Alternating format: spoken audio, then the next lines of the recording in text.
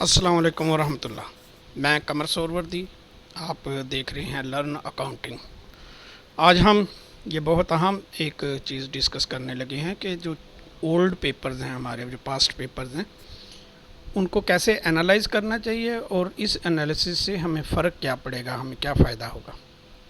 देखिए, जब हम ओल्ड पेपर्स पढ़ेंगे ना, तो हम पैटर्न ऑफ द पेपर को पहचानेंगे कि जी पेपर जो है वो किस किस्म का आता है, या जो एग्जामिनर्स हैं वो किस एंगल से किसी टॉपिक पे क्वेश्चंस पूछ सकते हैं।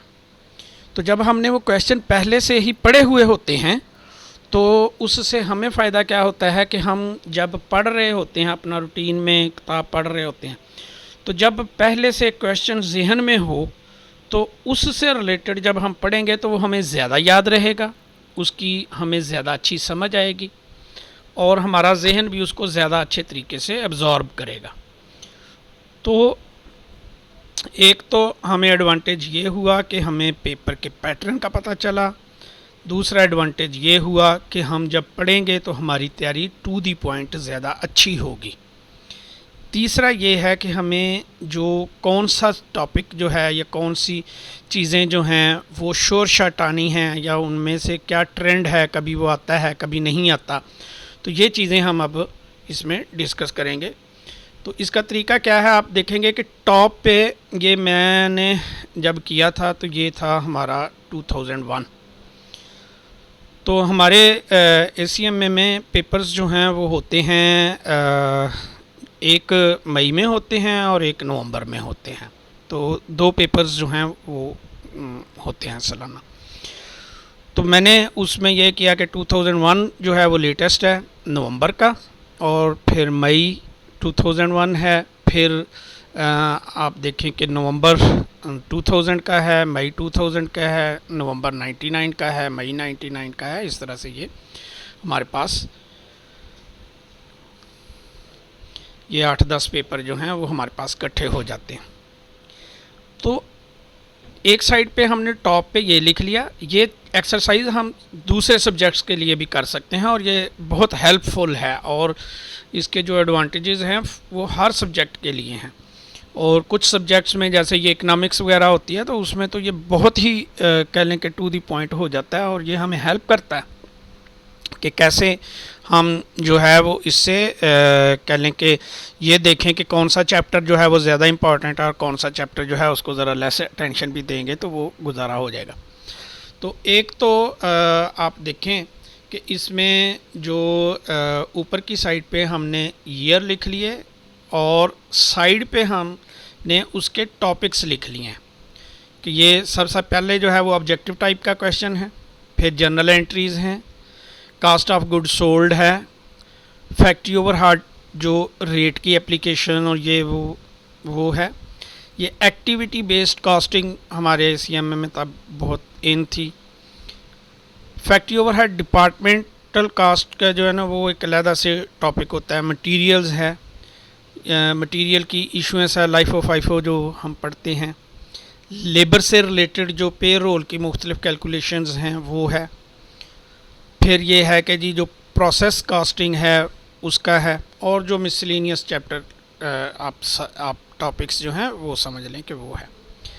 अब हमने पहला पेपर खोला तो हमने ये फ़र्ज़ करें 97 का पेपर है, उसको हम खोलते हैं, देखते हैं कि जी पहला क्वेश्चन जो है ये ऊपर हमने क्वेश्चन का लिखा हुआ है, क्वेश्चन नंबर 1 है, ए पार्ट है, ये 8 नंबर का है। क्वेश्चन नंबर 1 का बाकी कहाँ गया, क्वेश्चन नंबर 1 जो है उसका ये 1B, ये देखें मटेरियल से रिलेटेड है, 12 नंबर का है, ठीक है।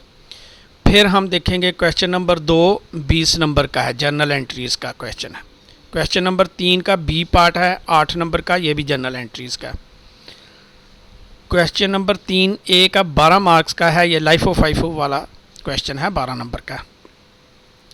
तो हम ऊपर से नीचे एक पेपर को हर सब्जेक्ट के जितने आए हमने इसमें क्वेश्चन नंबर भी लिख दिए ताकि हमें ये भी पता चल जाए कि जी कितने क्वेश्चन हैं, कितने नंबर आए उस क्वेश्चन के। और इस तरह से जैसे ये हमने 97 का पूरा किया है कि कौन से सब्जेक्ट कह लें कि टॉपिक पे कितने नंबर का कौन सा क्वेश्चन था। तो इसमें हमें चॉइस नहीं होती ICMA में, जैसे BCom है या दूसरे सब्जेक्ट्स हैं तो उसमें चॉइस होगी, तो उसमें ज़्यादा क्वेश्चन कह लें कि होंगे। टॉपिक्स तो इतने ही होंगे, तो टॉपिक्स को हम ज़्यादा एलेबोरेट भी कर सकते हैं, बाइफरकेट भी कर सकते हैं कि ये उसके जो हैं वो है। तो ये हर एक का 97 का किया, 97 नवंबर का कर लिया, हर एक का कर लिया। तो उससे क्या हुआ कि हमें पता चला कि अगर ये सारे साफ ज़ाहिर है ये 10 चैप्टर हैं, तो उसमें 10 कह लें कि पेपर्स हैं। 10 पेपर्स में 160 नंबर का आया है जो ऑब्जेक्टिव टाइप के जो क्वेश्चंस हैं, जो मैंने बताया कि जी अभी हमने चैप्टर 1 क्लोज़ किया है। चैप्टर 1 से रिलेटेड जो है इनके जो क्वेश्चंस हैं, जो ये सारे हमने हल किए हुए हैं। ये हम एंड पे दोबारा से डिस्कस करेंगे कि 160 नंबर के क्वेश्चंस जो हैं वो ऑब्जेक्टिव टाइप के हमें मिलते हैं। शॉर्ट क्वेश्चंस हैं या मतलब ये मिसलिनियस किस्म के कॉन्सेप्ट बेस्ड क्वेश्चंस हैं, और जर्नल एंट्रीज़ के 80 नंबर के हैं। इस तरह ये मुख्तलिफ़ टॉपिक्स पे आप देखें कि मुख्तलिफ़ इसकी जो है फैक्ट्री ओवरहेड डिपार्टमेंटल कास्ट पे जो है 120 नंबर के हैं, ठीक है। लेबर की अकाउंटिंग से रिलेटेड जो है वो 140 नंबर के क्वेश्चन हैं, और आप पैटर्न देख रहे हैं कि हर एक ही कह लें कि मिसिंग नहीं है। पहले ये 97 में आया, 97 में एक मिसिंग है, फिर 98 में आया, 98 में फिर मिसिंग है, फिर मुसलसल आया, फिर एक मिसिंग है, फिर ये आया। अब हम इस पैटर्न से ये देखते हैं कि नेक्स्ट वो मिस भी हो सकता है, आ भी सकता है। लेकिन आप अगर देखें कि ये जो मटेरियल से रिलेटेड हमारा है पैटर्न, उसमें ये मुसलसल आए हैं, फिर ये मुसलसल एब्सेंस है। अब इस साल जो नेक्स्ट साल जब मैं दे रहा हूँ पेपर, तो बहुत चांस है कि वो मटेरियल पे क्वेश्चन डालेगा, क्योंकि प्रीवियसली बहुत दिनों से ये पूछा नहीं गया। इसी तरह ये लाइफ ऑफ आईफो वाला जो क्वेश्चन है ये भी बड़े दिनों से पूछा नहीं गया, तो इतनी एब्सेंस है, तो इसका चांस है कि ये अब पूछा जाएगा। मुझे इस पर ज़्यादा तवज्जो देनी चाहिए।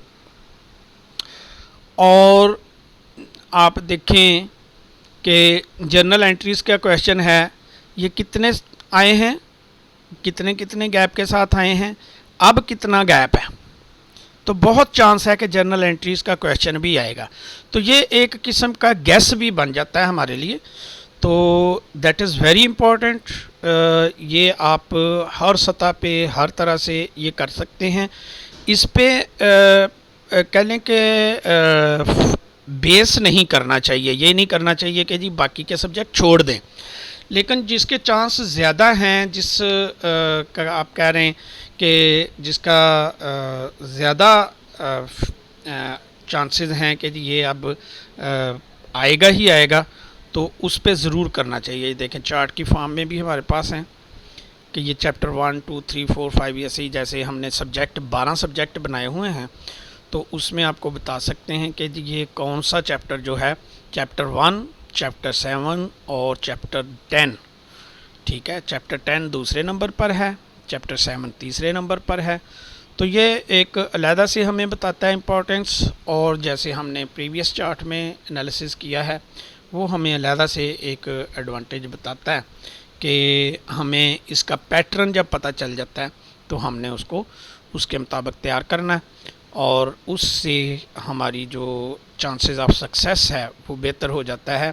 इसमें जो सबसे ज़्यादा बड़ा एडवांटेज है वो मैं समझता हूँ कि हम जब पहले से क्वेश्चंस जानते हैं, जब हमें सवाल की नोयत का पता चल जाता है, तो उससे हम जब पढ़ रहे होते हैं या क्लास में बैठे होते हैं तो हम उसको ज़्यादा अच्छे तरीके से एब्ज़ॉर्ब कर रहे होते हैं, उसको ज़्यादा अच्छे तरीके से कंसीव कर रहे होते हैं, ज़्यादा अच्छे तरीके से समझ रहे होते हैं, ताकि वो चीज़ जो है वो हम पेपर में जाके ज़्यादा अच्छे तरीके से लिख सकें।